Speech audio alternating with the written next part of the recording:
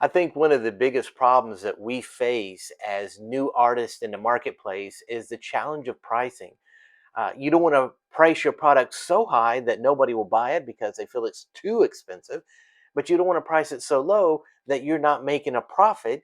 And really, isn't that the reason why you're selling your work in the first place? Is so that you can make a profit and support your family or your lifestyle? Well, stick with us, and I will give you a real world example on how you can increase your profit margin without necessarily having to raise the price of your product. Stick with us, and we'll let you know how you can make more money from your artwork. Be strong.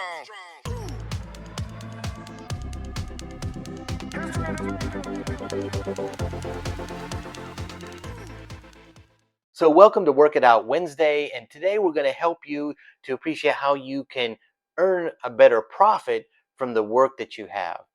And before we move on, if you would, please hit the subscribe button. We'd appreciate your support in that way. But one of the things that you can do is help reduce the amount of the cost of goods sold. Now, have you ever watched Shark Tank and they're like, Well, how much is it to produce and what's your profit margin? and sometimes that can be adjusted with the way you purchase the items that you need. Let's take, for example, this product right here, which is a simple picture. You have the paper that printed on, you have the mat that goes around, the white mat, and then the black frame. So all of that has to be calculated in the amount of the price that I have to pass on to my customer.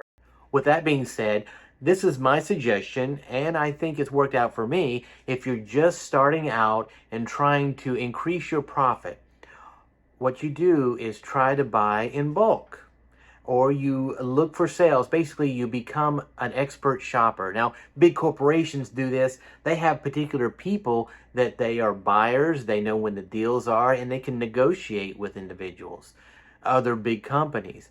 But as a small company, we have to be on the lookout. Just like you would with your home business, so to speak. You want to make sure you're getting the best price on the highest quality items.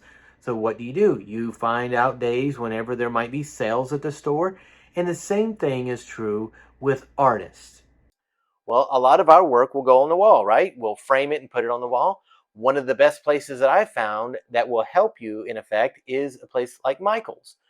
Specifically, Michael's right there. I purchased that frame and it was a buy one, get one. So I needed like 3 or 4 frames. So do I just buy 3 or 4 frames? No, I should buy 4 frames and have some extras for later.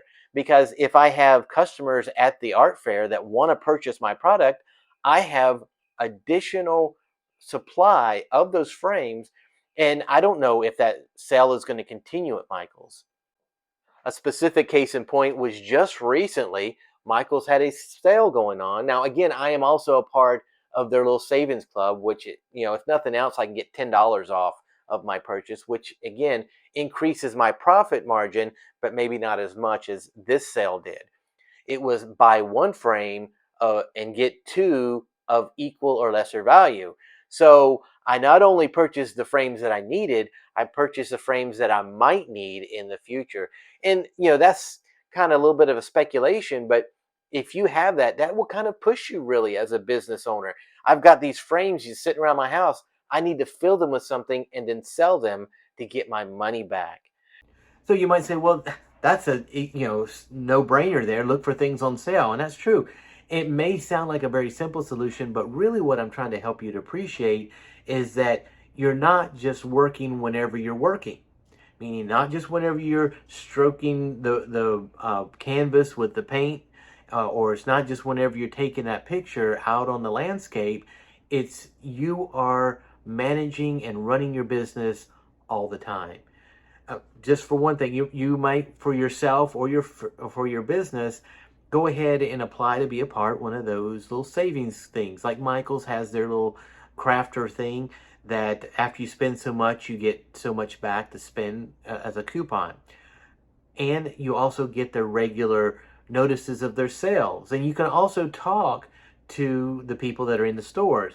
And that's what I learned from all these unboxings on YouTube, that there is a cycle to a lot of the sales and to the merchandise that comes out. You need to be aware of those things so that you can increase your profit, be a better business owner, and better business manager of the money for your business.